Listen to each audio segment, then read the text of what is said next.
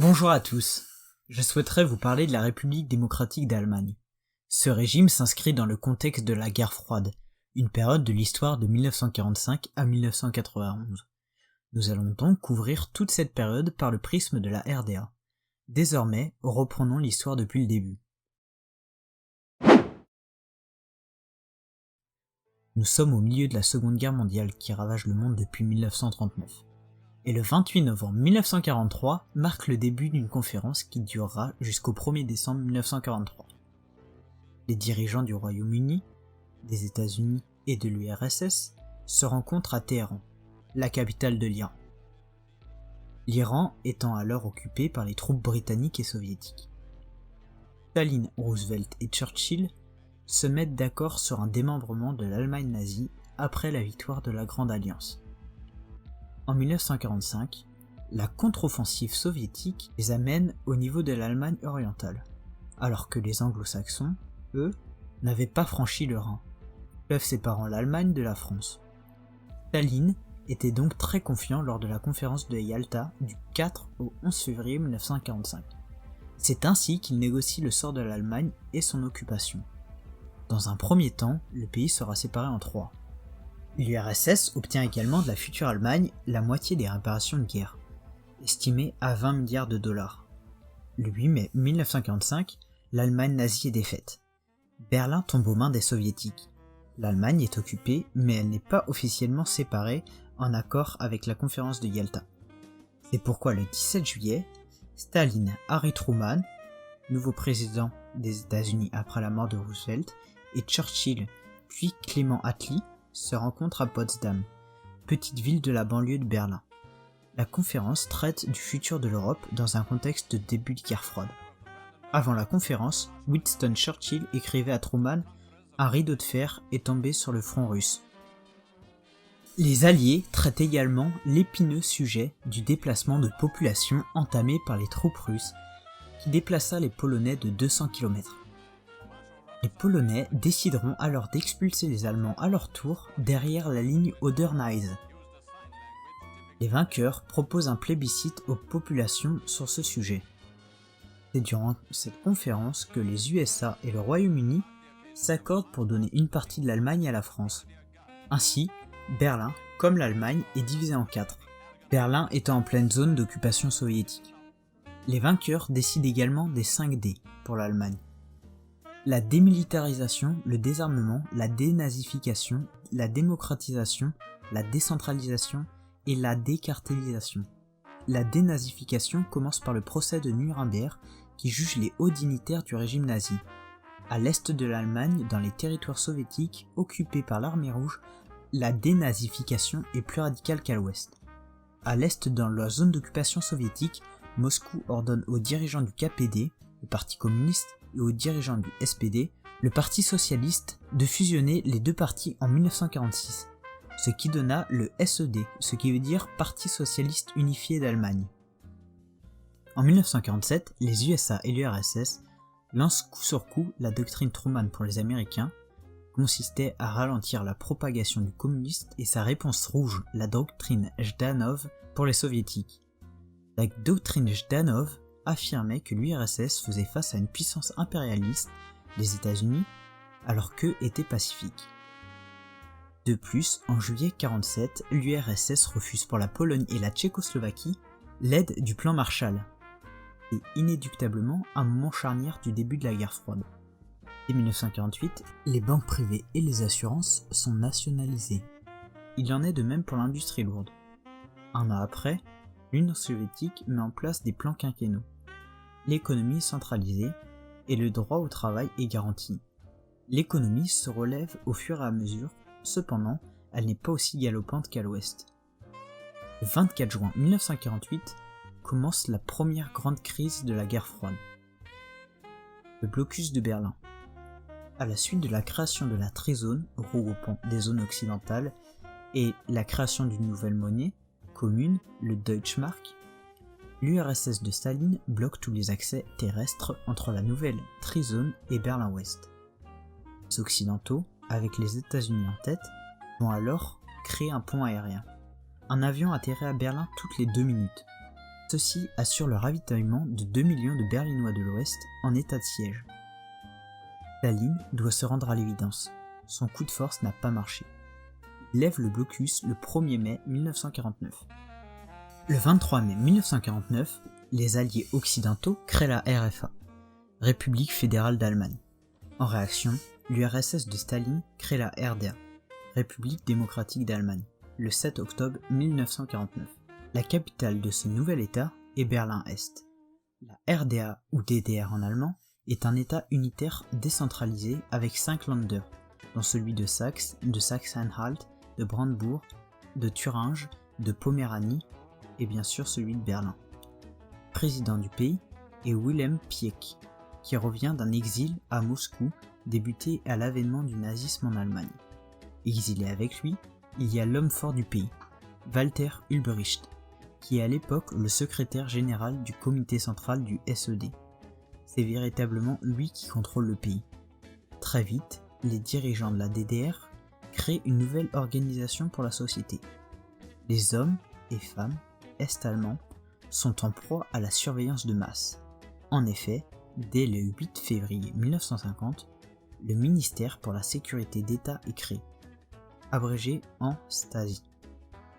La Stasi fut très précieuse dans la guerre froide pour l'Allemagne de l'Est, surtout dans une ville qui cristallise toutes les tensions comme Berlin. Au plus fort de son pouvoir, la Stasi compte 1% de la population est-allemande affiliée à elle.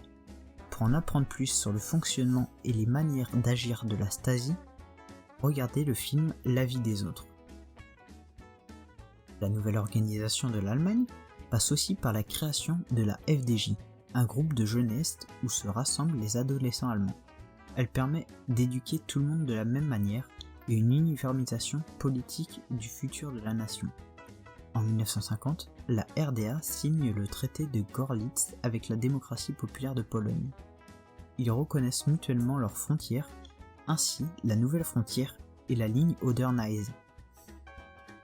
La même année, la RDA rejoint la Comecom, réponse soviétique au plan Marshall, et à l'OECE. L'objectif est de faciliter les relations économiques entre les membres. En 1952, la RDA abandonne l'État unitaire décentralisé, ce qui rentre en désaccord avec les accords de Potsdam. Désormais, la RDA sera un État unitaire centralisé. Les Länder sont ainsi supprimés pour être remplacés par des districts. Le 17 juin 1953, une grève générale éclate à Berlin et dans tout le pays. Les ouvriers manifestent la hausse de la cadence qui leur est demandée, alors que leur salaire reste stable. 60 000 manifestants à Berlin s'en prennent au symbole communiste. L'homme fort au pouvoir, Walter Ulbricht, appelle le Kremlin qui, avec ses chars, organise la répression. La répression causera au minimum la mort de 80 personnes. Avant la réunification, le 17 juin était férié en Allemagne de l'Ouest. C'était même la fête nationale en hommage aux victimes de cette répression. En 1955, la RDA rejoint le pacte de Varsovie. Le pacte de Varsovie est, pour faire simple, l'OTAN de l'Est. Toutes les forces armées des pays satellites, comme la RDA et de l'URSS, sont placées sous un même commandement central unifié. Ne pouvant faire face à la fuite de millions d'Allemands, le gouvernement de Walter Ulbricht, devenu président l'année passée, décide de construire une frontière perméable avec l'Allemagne de l'Ouest. Symboliquement, Berlin-Ouest est entouré d'un mur de 155 km de long. Le long de la frontière interallemande, il y a déjà des barbelés et des postes de garde. Avant la construction de ce mur, 3 millions d'Allemands de l'Est ont d'ores et déjà quitté le pays, soit une population totale de 18 millions d'habitants. La construction autour de Berlin-Ouest commence le 13 août 1961. Des familles entières sont séparées, certains restent bloqués à l'ouest alors que leur famille est à l'est. Ce mur règle le problème pour Ulbricht. La même année, la grève est interdite par les dirigeants. En 1962, suite à la crise du mur de Berlin, les USA de John Fitzgerald Kennedy reconnaissent la RDA comme second État allemand. Après la construction du mur, la RDA se stabilise économiquement et socialement. Ulbricht veut créer sa propre voie dans le bloc de l'Est, ce qui déplaît aux dirigeants de l'URSS. Il crée également la doctrine Ulbricht, qui indique que les deux États allemands ne pourraient avoir des relations que si ils se reconnaissent mutuellement leur souveraineté. En 1968, la constitution du pays change. Elle reflète à présent bien plus la réalité que la première constitution de 1949. Le parti unifié est le réel organe politique qui dirige le pays. Même si on a essayé de faire croire par la constitution que l'État allemand a le Parlement comme organe central dans l'usage du pouvoir. Puis 1969, Willy Brandt, chancelier de l'Ouest et ex-maire de Berlin-Ouest, durant la mise en place du mur, prône l'Ostpolitik, la politique de l'Est en allemand. Il entame des relations diplomatiques avec les pays du bloc de l'Est, alors que durant 20 ans, la RFA se tenait à la doctrine Hallstein, qui consiste à ne pas entamer des relations avec les pays qui reconnaissent la RDA. Tous les pays, sauf l'URSS. En 1971, Willy Brandt obtient le prix Nobel de la paix pour son Ostpolitik. En 1972, les deux Allemagnes se reconnaissent mutuellement à travers le traité fondamental. Et en juin 1973, la RFA et la RDA sont admises à l'ONU. La RFA était déjà bien ancrée dans l'organisation, mais la RDA avait déposé sa demande en 1966, mais les grandes puissances occidentales l'avaient ignorée. Une grande avancée diplomatique. En 1971, Ulbricht est poussé vers la sortie par le Kremlin. Il est remplacé par Honecker. Honecker décide de réaxer la politique de l'Allemagne de l'Est sur celle de son grand frère soviétique, dirigé par Brejnev. Durant le début de l'ère Honecker, la RDA connaît une libéralisation vis-à-vis du domaine de l'art et de la culture en général. Honecker étant quelqu'un de plus modéré qu'Ulbricht. Cependant, les méthodes de la Stasi se durcissent encore et la moindre suspicion de résistance est matée. Sortons un peu de l'histoire politique pour parler de football. En 1974, la 10e édition de la Coupe du Monde se déroule en Allemagne de l'Ouest. Les deux Allemagnes sont qualifiées. C'est logique pour la RFA vu qu'elle l'organise, mais la RDA arrive à se qualifier. Au premier tour, l'équipe de la RDA et de la RFA se rencontrent. C'est la première et dernière fois que les équipes vont se rencontrer. Au final, c'est les Allemands qui gagnent, pour reprendre les propos de Gary Lineker. Mais lesquels ? Eh bien c'est la RDA, 1-0, même si ce match n'avait aucun enjeu sportif puisque les deux équipes étaient déjà qualifiées. Au retour de l'équipe, en Allemagne de l'Est, ils sont accueillis en héros. Le régime est installé, mais reste incertain le long des années 70 et 80. En témoigne l'affaire Biermann en 1976. Wolf Biermann était un compositeur et chanteur est-allemand qui refusa d'entrer au Parti unifié en 1963, puis il donna des concerts en Allemagne de l'Ouest dans les années 60. Après 10 ans d'actes anti-régime, on lui retire la nationalité est-allemande en 1976. La DDR est le pays de l'Est de l'Europe le plus riche, même s'il est certain que la différence avec la RDA est énorme. En 1984, l'équipe olympique d'Allemagne de l'Est ne participa pas pour la première fois aux Jeux olympiques, car elle avait suivi le boycott organisé par l'URSS. 4 ans plus tôt, ils étaient arrivés deuxième après l'URSS, sachant que ces Jeux olympiques furent boycottés par les pays du bloc de l'Ouest puisqu'ils étaient organisés à Moscou. À partir des années 80, le bloc de l'Est commence tout doucement à s'effriter. Les citoyens des démocraties populaires et de la RDA veulent du changement. En URSS, Mikhail Gorbatchev arrive au pouvoir en 1985. Il va essayer de répondre à ces attentes. En place la politique du glasnost, la transparence en français, pour essayer d'enlever cette mauvaise image qui ternissait le régime soviétique depuis de nombreuses années. Il met aussi en place la perestroïka, la reconstruction, afin de rétablir les bases d'une nation véritablement communiste.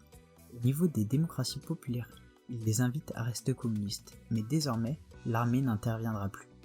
En Allemagne de l'Est, le gouvernement ignorait les critiques à propos de son système économique qui sombrait. Les citoyens voulaient du nouveau. L'État était en banqueroute totale. La contestation monta jusqu'à l'été 1989. Les citoyens descendaient dans l'herbe. Ils veulent des élections libres, le droit de quitter le territoire, la liberté de presse et la liberté d'expression. 1989, l'État hongrois ouvre ses frontières avec l'Autriche. Un lieu de passage est créé, qui traverse le rideau de fer. Cet événement crée une sorte d'appel d'air et de nombreux Est-Allemands vont rejoindre le bloc de l'Est par la Tchécoslovaquie et la Hongrie. Le même mois, à Leipzig, l'église évangélique de la ville crée les manifestations du lundi. Les gens qui manifestent crient à l'unisson « Wir sind das Volk », nous sommes le peuple, mais aussi « Wir bleiben hier », nous restons ici, ou « Freiheit, freie Wahlen », liberté, élection libre. À l'occasion des 40 ans du régime de la RDA, le 7 octobre 1989, les manifestations sont durement réprimées par l'armée. Le 8 et le 9 octobre, de nombreux responsables politiques, partis unifiés ou du gouvernement, démissionnent. Le 9 novembre 1989, Günther Schabowski, membre du bureau politique du SED, est en conférence. Il annonce l'ouverture des frontières pour les Allemands de l'Est. Un journaliste lui demande à partir de quand l'ouverture est effective. Pas fixé de date avec les dirigeants du parti unifié, à ce que je sache, immédiatement. Il n'y a pas de délai. Les Berlinois se ruent alors vers le mur, ce qui donna ces images symboliques dans la nuit du 9 novembre. À présent, dans les rues, on criera « Wir sind ein Volk » comme un peuple.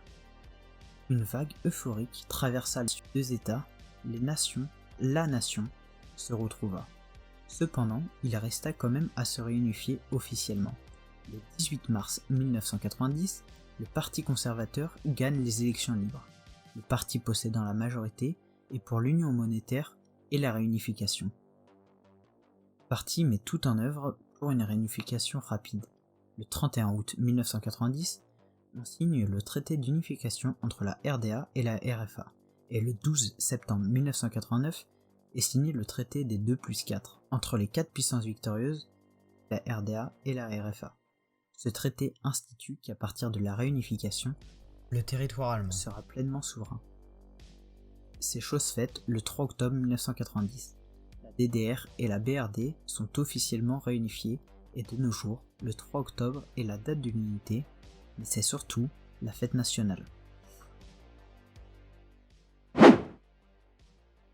Merci de m'avoir écouté.